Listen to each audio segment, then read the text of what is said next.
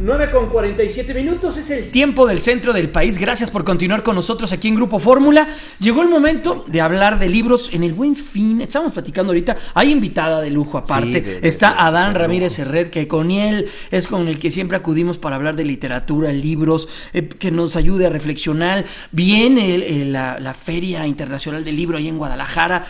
Se cierra el año interesante. Adán, ¿cómo estás? Muy buenos días. Hola, Jaime, muy buenos días. Pues hablando del Buen Fin, quizás no resulta exactamente por el motivo del Buen Fin que podemos hablar de libros y con precios especiales, pero sí, hoy es el penúltimo día de la Feria Internacional del Libro Infantil y Juvenil, que el invitado de honor fue Francia este año, y para ello, para hablar de este fin de la Feria del Libro Infantil y Juvenil, trajimos a una invitada de honor que ahora vamos a hablar de sus libros infantiles, pero ella es de las más importantes poetas que existen en México ahora, de las más interesantes, las más inteligentes y también las más talentosas. ¿Sí? Es María Baranda, que viene hoy con nosotros a presentar un libro que se llama Terrible Monstruo, en Editorial Naranjo, ilustrado por Carla Besora, perdón.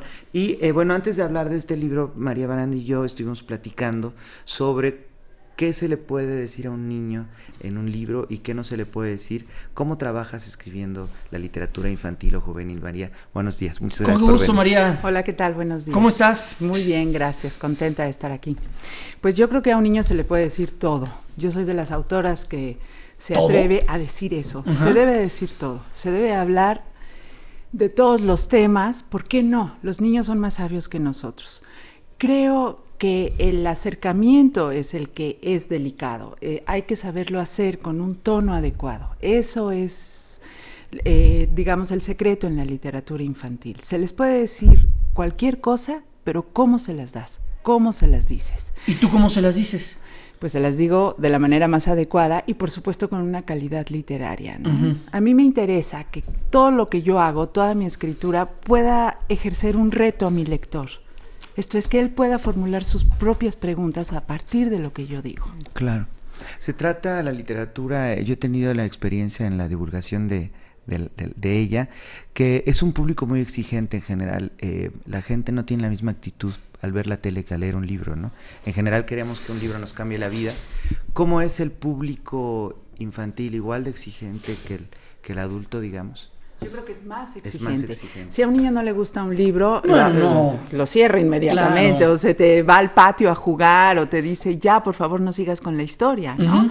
Tú tienes que atrapar a tu lector desde la primera línea. Ese es el secreto en la literatura infantil, ¿no? Antes de ir de lleno a esto, volviendo un poco a la poesía infantil, tú has sido una poeta muy prolífica y que he leído muy bien dentro de la poesía infantil. Cuéntanos cómo ha sido tu experiencia, María. Pues ha sido bastante difícil. Yo empecé con un libro que se llama Digo de noche un gato, que está publicado en Ediciones El Naranjo. Sí. Y fue más por petición de mi editora que por un gusto mío de acercarme en poesía a los niños. Y al principio pensé que no lo iba a poder hacer. Pero después de casi 10 años de publicado el libro, te puedo decir que es algo que me gustó muchísimo, pero que sí implicó un reto tremendo. Claro. Me di cuenta que mis imágenes tenían que ser más abiertas y mis metáforas mucho más claras. Hablando en específico de este libro, Temible Monstruo. Oye, yo tengo una duda. Hablas de captar y de capturar a los niños. Y en Temible Monstruo, el primer personaje que aparece es una zarigüeya, sin aparecer. Pero es un personaje complejo, ¿no? Una zarigüeya para un niño es difícil ubicarla, ¿no? O no es tan difícil, o yo ya estoy rebasado. Pero una zarigüeya es, sí, para los amigos es como un gran roedor, ¿no? Es como una tipo de estas, como ratas grandotas. Es una zarigüeya, ¿no? Pero para un niño que se encaje con eso, ¿por qué utilizar esto? porque cuando te llega la palabra o cuando te llega la idea, tienes que respetar lo que sea. Me han dicho que pudo haber sido el tlacuache. Sí, exacto. Pero a mí no me llegó la palabra. Es muy mexicano, ¿no? A mí no me llegó el tlacuache cuando yo estaba escribiendo. Me llegó la palabra zarigüeya. Y lo importante es la historia, es lo que le va sucediendo adentro. Entonces, se llame como se llame, sea el personaje que sea, lo importante es cómo va a palpitar tu historia ahí adentro. Claro, que este es un libro, digámoslo para la gente que nos está viendo ahora, muy interesante. Temible monstruo, que es una zarigüeya fatigada, cansada, que llega junto a un árbol donde hay otros habitantes que le tienen miedo justo a este monstruo que no lo denominan ni siquiera parece sin casa, ¿no? Por zarigüeya. La lluvia y todo. Y es un libro sobre la diferencia, ¿no? Una historia sobre la diferencia, que aquello que desconoces le temes por naturaleza. No puede ser más actual, ¿no? Sí, claro. Con lo que está pasando en todas partes. Claro. De alguna manera es hasta un texto, me han dicho, que político, ¿no? Uh-huh. Todo lo que nos atemoriza es aquello que no conocemos, aquello que nos es ajeno. Entonces, mejor que sea una zarigüeya, algo que no conoces, que desconoces, que llega a esta isla y que todos los animales lo denominan monstruo, simplemente porque es distinto, porque es diferente y porque no saben qué hacer con él. Entonces no lo pueden aceptar en su comunidad.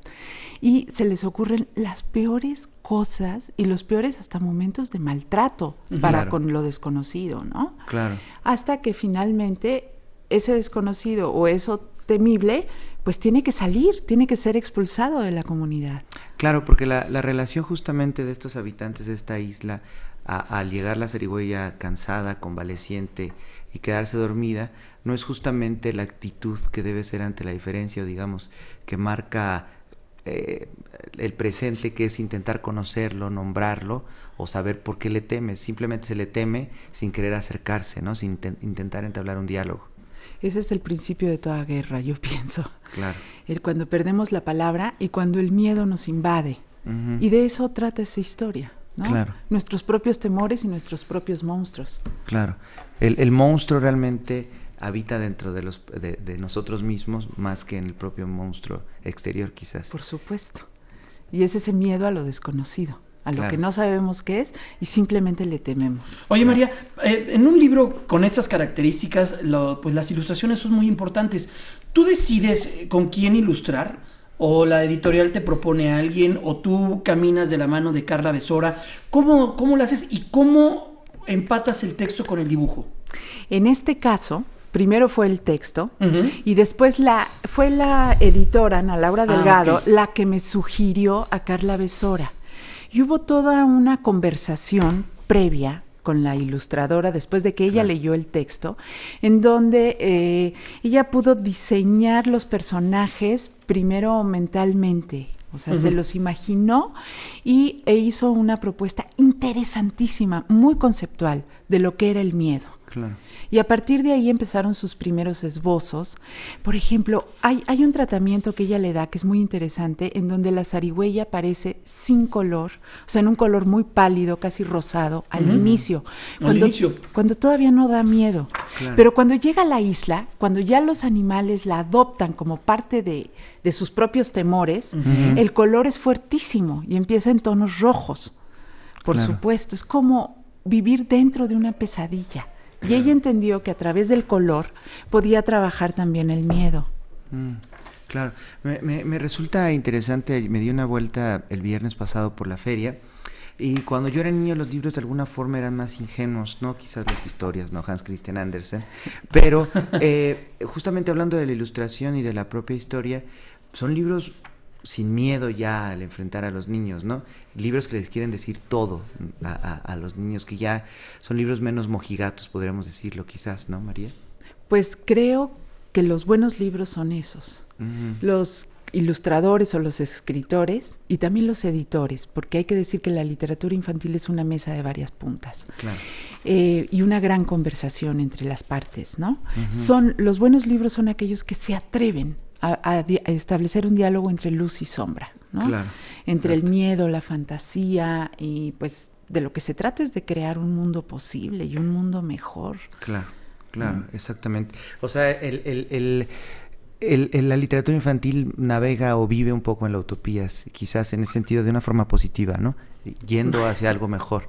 Yo creo que toda la literatura es un ese intento, ¿no? Es un intento por decir, hay otros imaginarios, ¿no? ¿Para qué retratar la realidad? Ya tenemos la prensa para eso. Para eso. Ya está la televisión, ya está la crónica. Sí. Claro. ¿Y para qué queremos seguir leyendo más de lo mismo? Mejor preguntémonos cosas. Claro. Y veamos cómo podemos hablar de esas fisuras y de todo eso que está roto. Oye, María, ¿cómo ha sido tomado este libro? Ha tenido una recepción increíble, Qué ¿no? bueno. Sobre todo por los más chiquitos. Qué bueno. Pues María, muchas gracias. Qué gusto que pudieras estar con nosotros presente este fin de semana. Es un domingo de fin de semana largo. Sabemos que es complicada la agenda, pero estás aquí con nosotros y es un honor poder platicar contigo sobre este temible monstruo de María Baranda y Carla Besora, de Editorial El Naranjo. Y Adán, por último, pues viene ya la FIL, ¿no? Pues sí, ya viene la FIL, que el invitado es el Reino Unido.